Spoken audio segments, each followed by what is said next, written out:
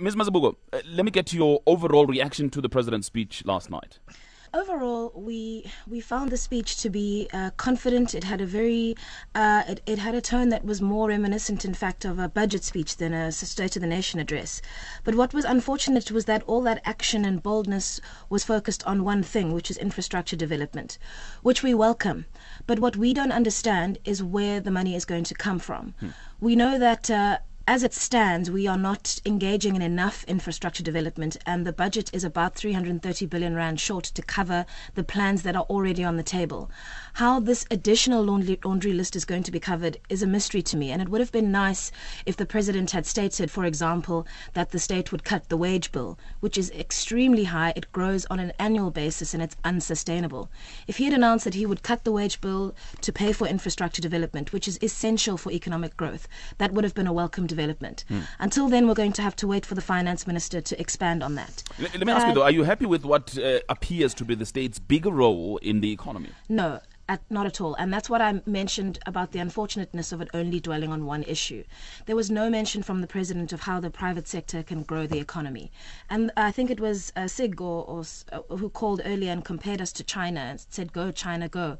We have other peer countries like India and Brazil and Argentina, which are better comparisons with South Africa, who are driving economic growth by creating an economic climate that's conducive to private sector growth, and then ensuring that more and more people enter the formal economy through that means. The state absolutely has a role. It has a regulatory role to play. It has a legislative role to play. But it's unsustainable for a country like ours, which is surviving on a very small tax base, to continue to raise the tax, the wage bill, and then to raise the burden on the government to provide job creation, when in fact all the government has to do is engage in economic and policy practices that encourage inward investment. But just on that note, because some may argue that this speech primarily was also about assisting the private sector. Look at the issues of rail, for instance. Look at the issue of electricity. Look at the issue of water. These are some of the complaints that have been raised by particularly the mining sector. And the government seems to be addressing that, Ms. Mazibuko? Absolutely, but the solutions are not sustainable. To ask Eskom to find ways to prevent load shedding is not the answer to electricity supply problems in South Africa. We can't have a monopoly being asked to be more competitive in isolation. We need to introduce more competition in the distribution of electricity in order to ensure that we have more options available when we have situations like Eskom running out of power. All right. Likewise, we have to investigate other alternatives to power generation. And I was glad to hear the president speaking about solar power. But again, this was a speech about the knowledge economy, and given the subject matter he was given to tackle, there wasn't enough focus on what the government is going to do to facilitate innovation and ensure that our power supply is made more secure and, most importantly, cheaper. Because, of course, it's an input cost into business. Okay. And the more expensive the input cost, the fewer people who can work in the industry. All right. So it's a pity that these things weren't addressed. All right, we'll get responses from Mr. Chamane in a minute, but let me bring in the General then. General Holomisa, your thoughts on the speech? I think it was a good speech. Secondly, when we argue about the involvement of government in our country or our building our economy, we need to understand that we are trying to address the imbalances and backlogs of the past, which are huge. There is no doubt that there is a need to integrate the infrastructure of the townships and the rural areas, former homelands, to the developed infrastructure which was under the apartheid. And to do so, we are not going to rely on private sector to develop that infrastructure. In fact, President Mbeki, on numerous occasions, has invited the private sector to be involved in developing this infrastructure, but they never came through. So it's good that the state has realized that if they don't develop these areas and provide the infrastructure, the public will lose confidence in the current government. So we welcome that speech, and also the fact that the president has gone far enough to give more details around the possible supporting the lower end of the market, that is giving them housing subsidy. But as I said yesterday, we must know also that the land tenure system may not allow some of the people to build these homes in the rural areas. Okay. So we hope that the government will look into that.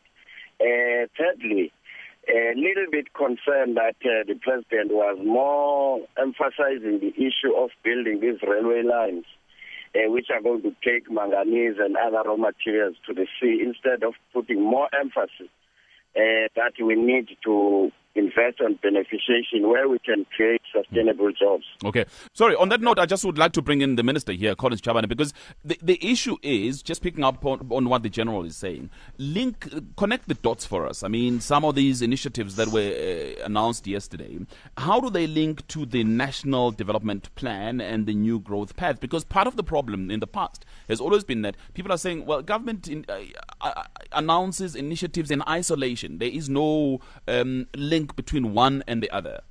I think the president, let me start with the first question which you raised. Yeah. The president, in most of the statements which he made, he emphasized the issue of coordination, the issue of integration of the programs which we are putting in place, and also the issue of sequencing and prioritization in terms of the projects which are going to roll out. So we have noted that, and he said we are building on the basis of the new growth path and the basis of the draft national plan which we have, and other initiatives which have taken place, including, amongst others, the infrastructure plan of the Presidential Infrastructure Commission.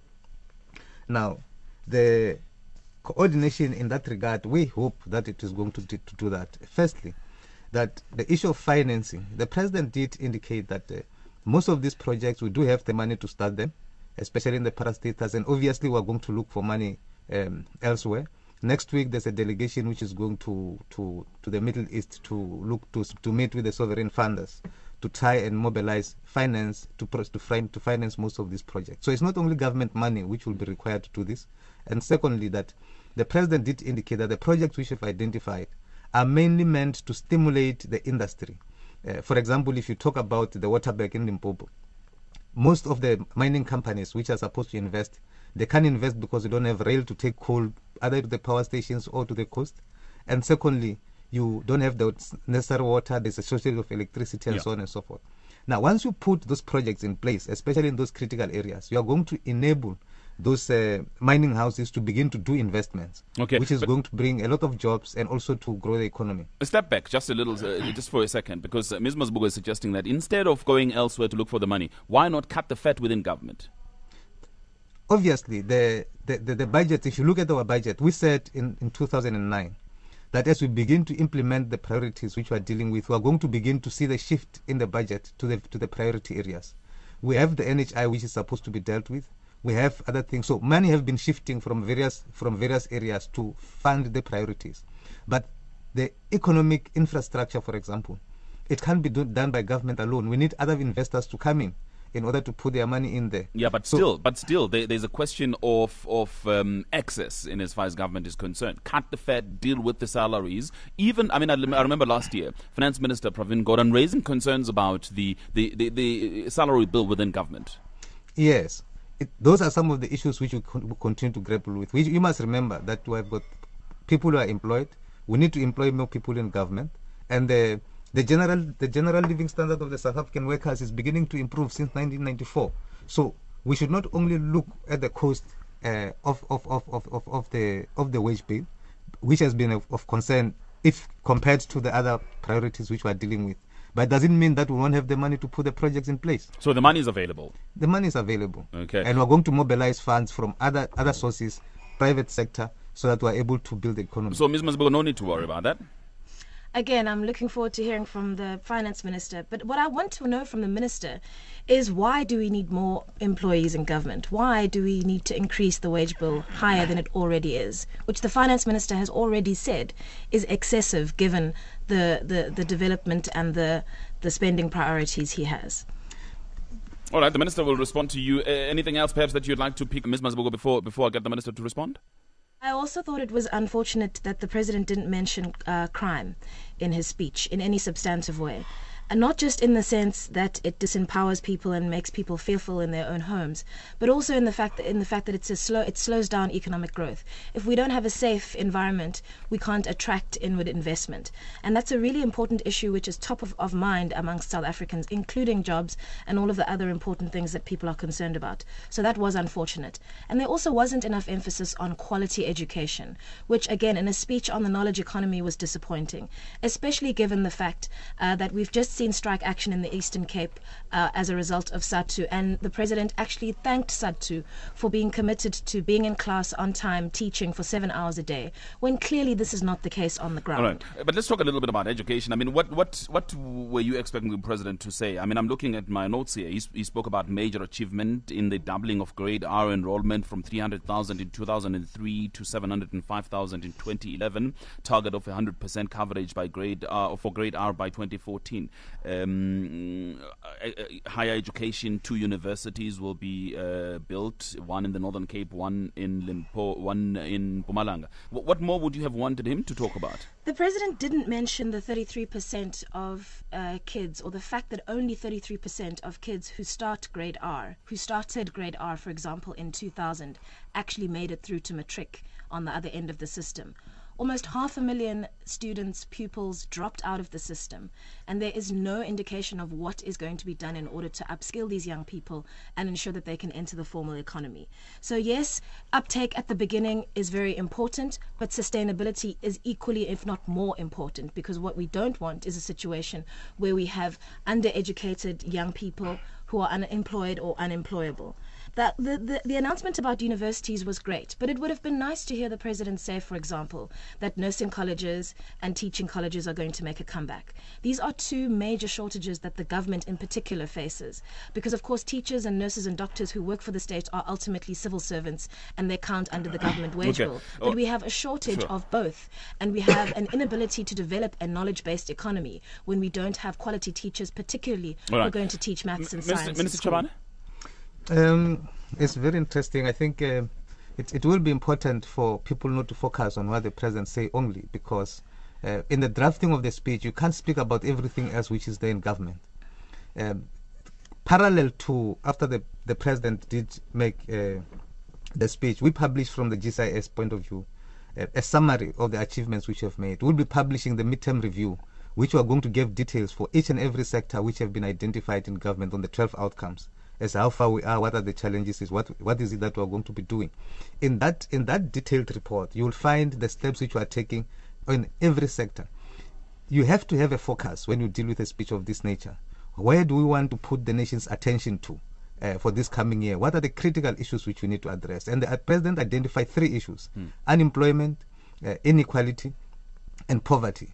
Sandile Zulu has sent us an email. He says, the issue of land reform. The President indicated that the willing seller and willing buyer for land is not working. What was his proposal around this then? Another one from John Clutie. It is becoming quite clear that Lindiwe Mazibuko is howling from her desktop exercise of the needs of SA, driven primarily by the free market imperatives.